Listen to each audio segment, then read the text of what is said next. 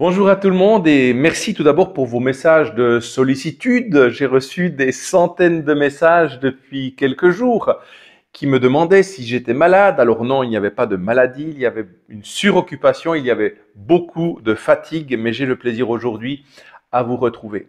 Beaucoup de messages aujourd'hui qui viennent au regard des dernières déclarations du pape qui a réaffirmé à une journaliste de CNN qui lui redemandait pour une énième fois s'il ouvrirait la porte au sacerdoce féminin, alors sacerdoce diaconal, donc pas forcément l'ordre des prêtres, et le pape s'est montré une nouvelle fois ferme dans cet aspect-là. Évidemment, la journaliste n'était pas contente et puis là aussi beaucoup de mouvements féministes s'en sont pris de manière très dure envers le Saint-Père en redoublant et en faisant à nouveau appel à une bienveillance, à une ouverture.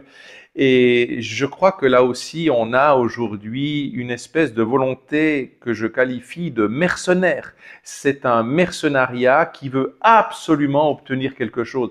Alors, je me suis penché sur ces groupements qui demandent voilà, de pouvoir accéder à des postes en église, des postes de direction, et ça se fait d'ores et déjà maintenant dans beaucoup de secteurs de notre église. Je pense que la femme aujourd'hui n'est plus discriminée par rapport à des postes à responsabilité.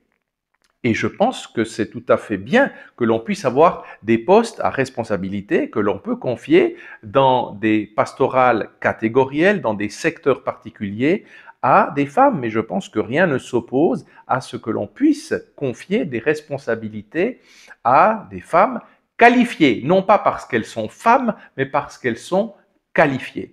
Et qualifiées, il y a aussi l'aspect de l'idonéité dont j'aimerais parler aujourd'hui. C'est l'aspect moral.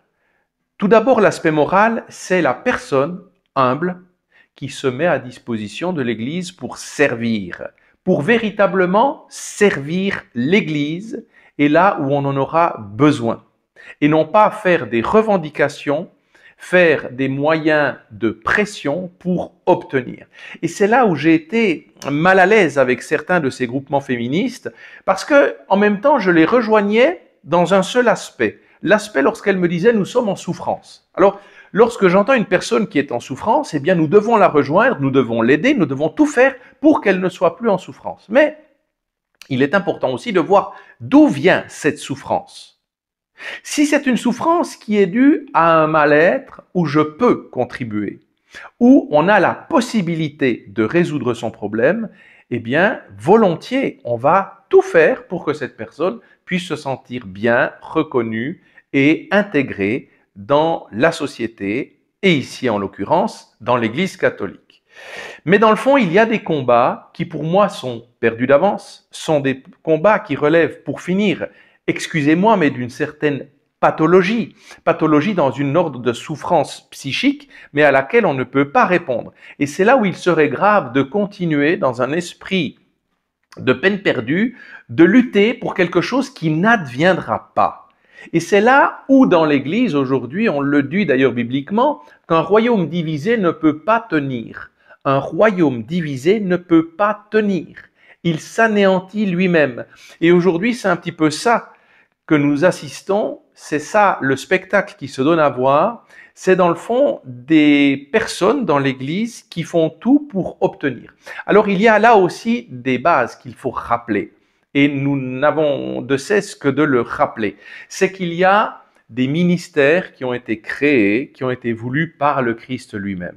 Et rappelons qu'à l'époque du Christ, il y avait des prêtresses dans des communautés. S'il le voulait, il aurait ordonné des apôtres femmes. Il ne l'a pas fait. Et ça ne veut pas dire ne cherchons pas midi à 14 heures en pensant qu'il n'avait pas osé, en pensant qu'il n'avait pas le droit. Il a pris tous les droits pour accomplir la loi. Et donc, il a montré la voie à suivre. Il y avait tout autour de lui des femmes et des femmes qui ont été hautement reconnues, hautement mises en valeur, mais pas en tant qu'apôtres. Et donc, cette cause perdue dans laquelle aujourd'hui on s'entête à vouloir absolument foncer dans un esprit féministe et qui est, de mon point de vue, là aussi, une contamination du wokisme. Et tous les curseurs, au lieu d'être placés au centre, partent dans des zones rouges. Et la zone rouge, c'est dans le fond où ça en devient ridicule. La zone rouge est très dangereuse. Lorsqu'on a une revendication qui est placée bien au centre, elle ne se fait jamais au détriment de quelqu'un. La saine revendication, c'est toujours dans un esprit de don, de charité et de complémentarité. Lorsqu'on pousse trop loin la revendication, elle se fait toujours au détriment de quelqu'un d'autre. Et aujourd'hui, c'est ça qui est aujourd'hui très dangereux. C'est que dans l'esprit féministe, en tout cas dans ce que j'entends au niveau de ces différents mouvements, ils en reviennent toujours au même point. Ça n'est pas le but d'obtenir un certain pouvoir. Le but est d'obtenir le pouvoir du ministère ordonné, donc des apôtres, donc des évêques, des prêtres, des diacres. Et c'est là où le bât blesse, c'est là où nous avons toujours un problème irréductible et dont on ne peut absolument pas aller de l'avant. On ne pourra jamais contenter ces personnes-là. Et le problème aujourd'hui, c'est que elles ne lâchent pas le morceau en disant « Ok, bon, si on refuse l'ordination, au moins que l'on puisse obtenir le droit de baptiser, de célébrer des mariages ou de célébrer des onctions des malades. » Alors bon, sans doute que là, il y a une déficience de connaissances, parce que typiquement, l'onction des malades est liée au sacrement des réconciliations, donc liée au ministère presbytéral. Mais donc là, on voit que vraiment, non seulement il y a une méconnaissance, mais je pense aussi une irresponsabilité de la part de l'Église qui, à un moment donné, doit dire simplement, écoutez, nous allons tout faire pour, que vous souffriez le moins possible d'un sentiment de discrimination. Mais voyons aussi d'où vient ce sentiment de discrimination. Parce qu'aujourd'hui, on sera tout à fait d'accord pour lutter absolument pour une saine reconnaissance de chaque personne, de chaque sexe, de chaque formation, sans que ça prétérite un ministère ordonné, premièrement. Deuxièmement, sans que ça nuise à la loi naturelle. Donc, reconnaître la saine complémentarité entre l'homme et la femme. Et l'homme n'est pas une autre femme et la femme n'est pas un autre homme. Et les positions et les charges et les ministères dans l'Église ne seront jamais interchangeables. Jamais interchangeables.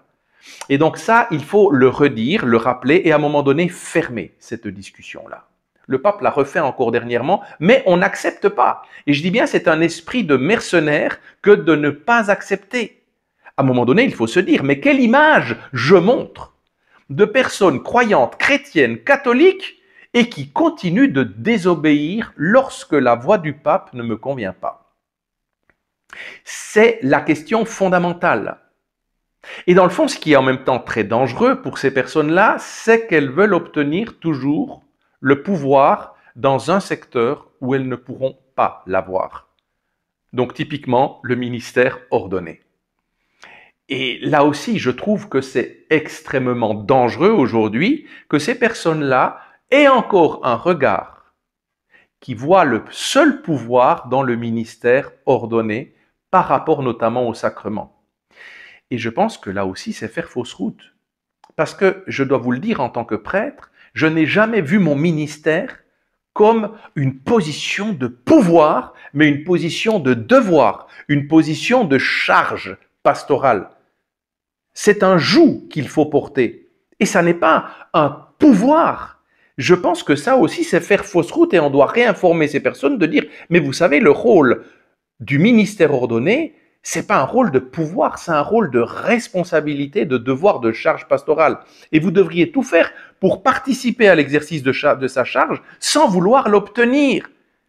Surtout que ça n'est pas ontologiquement, donc de nature possible à vous le donner par la volonté du Christ lui-même. Si je prends un exemple qui peut vous paraître peut-être tiré par les cheveux, c'est comme si je disais « je suis triste ». Je me sens repoussé, je me sens nié dans l'homme que je dois devenir parce que je ne peux jamais donner le sein à un enfant. Mon sein ne produit pas de lait. Je ne pourrai jamais porter en mon sein un enfant, donc j'envie la femme. Je vais la dénigrer. Je trouverai que c'est elle qui a le plus grand pouvoir sur terre et moi je serai toujours quelqu'un de frustré, quelqu'un qui ne me sent pas bien dans ma corporéité, dans ma nature d'homme. Ce serait ridicule, vous en conviendriez. Eh bien, pour moi, c'est exactement de même nature que de forcer absolument, pour des féministes, à vouloir obtenir du pouvoir, alors que c'est le message contraire que la notion du don de soi dans l'Église. C'est le devoir dans l'Église qui doit compter. C'est se mettre à disposition. C'est servir et non pas se servir. Mais qu'est-ce que c'est que cette mentalité d'aujourd'hui? Sinon, une contamination totale de l'esprit du monde dans l'Église. Qui va en parler? Qui va à un moment donné stopper en disant « mais cette frustration que vous avez, c'est une pathologie dont il faut actuellement vous traiter et on doit vous tranquilliser par rapport à ça ». Si moi j'avais la pathologie d'envier la femme parce qu'elle peut porter en son sein un enfant, ça n'est pas que la société féminine, que la société médicale devrait tout faire pour absolument, par des moyens fantasmagoriques et totalement déviants, m'aider à me faire rentrer dans cette vision-là. Ce ne serait pas répondre de manière, je dirais, responsable et saine dans une pathologie que je devrais être seul à devoir traiter. Et non, je n'instrumentaliserai pas toute la société, la féminité et la loi naturelle pour dire que je suis une personne qui me sent rejetée par rapport à ça. Donc aujourd'hui, il y a un message de fond à réaffirmer. Et ce message de fond, s'il ne convient pas, tant pis. Ce message de fond doit être redit parce qu'aujourd'hui, je pense qu'il y a un très grave danger, une très grave dérive. C'est que tout d'abord, on a essayé de mettre baptisé contre ministre ordonné. Et puis maintenant, la deuxième catégorie, c'est mettre hommes et femmes aussi en opposition. Et dans les familles, ça se passe également de la même manière. Mais si l'Église elle-même ne replace pas les cases à la bonne place, ne redit pas de manière, je dirais, formelle, stricte et la plus claire possible, arrêter ces combats, parce qu'autrement, vous donnez simplement un contre-témoignage. Et dans l'opposition, c'est le diable qui est là au milieu. C'est le diable qui est en train d'essayer d'opposer. Et aujourd'hui, ce qui me peine vraiment, et ça je le dis de tout mon cœur de prêtre, c'est que les personnes que je vois les plus affectées par ces situations, alors qu'on essaie de se focaliser sur ces féministes qui se sentent blessées, moi je peux vous dire très largement, c'est d'autres femmes qui me disent « on est désarçonné ». On est outré de voir ces mouvements féministes alors que nous, on ne veut pas ça. Nous, on veut remontrer la voix de la femme dans sa belle féminité, dans toute sa dignité. Regardons la Bible, il y a des femmes merveilleuses, magnifiques, mais qui sont dans le don d'elles-mêmes, qui sont dans l'acceptation de leur vocation, de leur corporéité, de leur nature de femme. Elles ne sont jamais dans la demande, dans la revendication de pouvoir. Vous voyez le contre-témoignage que ces personnes sont en train de donner. Et l'esprit du monde prend le pas sur l'esprit de l'Évangile. Aujourd'hui, j'entends beaucoup de prêtres qui se disent dépités, qui se disent, mais véritablement outrés, eux aussi blessés de voir ça. On est en train sans arrêt de tirer à boulet rouge sur eux, comme si c'était des plénipotentiaires, comme si c'était des dictateurs, alors qu'ils ne sont simplement qu'en train d'essayer de vivre et d'accomplir leur ministère presbytéral. Et eux, qui les protège? Qui les protège dans le sens le plus pur, humain, divin? Parce qu'en dénaturant la figure du prêtre, on dénature la figure du Christ. On désavoue l'appel du Christ.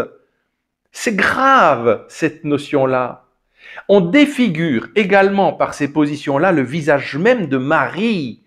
Marie, Mère de Dieu, toute donnée au Seigneur, est à l'opposé total, aux antipodes de ces comportements-là. Ça me peine. Et ce qui me peine aussi, c'est de voir qu'on accompagne aujourd'hui beaucoup de candidats qui seraient intéressés au sacerdoce, mais qui, voyant cette ambiance, voyant cette décadence et voyant surtout des responsables d'Église qui rentrent dans cette idéologie, qui rentrent dans cette mouvance, qui essaient même d'avoir cette attitude mercenaire, pour absolument répondre à ces souffrances qui en deviennent pathologiques et dans lesquelles on ne devrait jamais rentrer, qu'on devrait aider, accueillir, aimer, accompagner, mais dans leur juste case, à leur juste mesure et remettre à leur juste place, eh bien, on décourage de saintes vocations. Et aujourd'hui, je peux vous dire que j'ai eu, durant ces 2 dernières années, des candidats qui s'intéressaient à rentrer en année de discernement pour réfléchir à la prêtrise et qui ont renoncé pour diverses raisons, mais les raisons invoquées sont pratiquement toujours du même ordre. On ne se sent plus accueilli comme futur prêtre dans cette église. On ne voit plus où va le sacerdoce. On ne voit plus des personnes qui ont envie de soutenir leurs prêtres. On ne voit plus des évêques qui, eux aussi, dans cet aspect paternel épiscopal, ne prennent plus soin de leurs prêtres.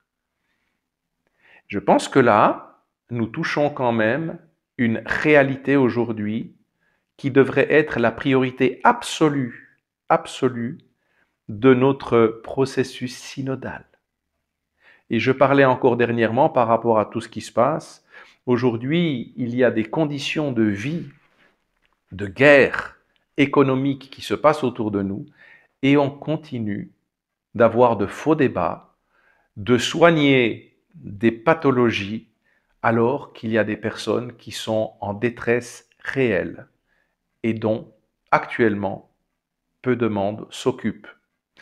Voilà, chers amis, je pense qu'aujourd'hui nous devons continuer d'invoquer la Vierge Marie, qu'elle puisse combler de ses grâces cet esprit féministe pour qu'il redevienne un esprit féminin tout dirigé dans le don et que l'esprit masculin soit là aussi dans un esprit non pas patriarcal ou dictatorial, mais un esprit qui prendra soin dans cette saine complémentarité de l'homme et de la femme. Je me réjouis qu'une femme puisse porter en son sein un enfant, qu'elle puisse le faire grandir, qu'elle puisse avoir ce cadeau d'être co-créatrice du Christ dans cette génération. Je me réjouis de cela.